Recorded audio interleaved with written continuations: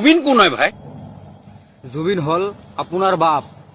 এইটো সঁচা কথা, আপোনাৰ বাপ। আপুনি পাহৰি গৈছে।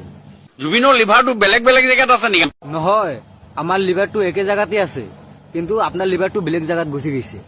কেইটামান গান গালেই বুলিয়ে জুবিনৰ চব কথাই ভাল হৈ যাব নেকি?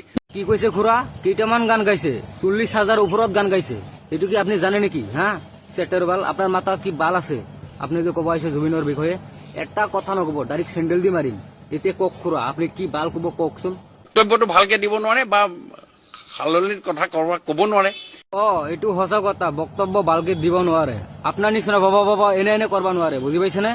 চেটেৰবাল খুৰা, আপোনাক এটা কথা কওঁ, জুবিনৰ যিমান কেইটা ফ্ৰেণ্ড আছে আসামত, আপোনাক যেতিয়া পায় তেতিয়া আপুনি অলপমান ভালকে থাকব, নহলে আপোনাৰ পাছেদি ডাইৰেক্ট কুটি দি কি সোমাই দিব জানে?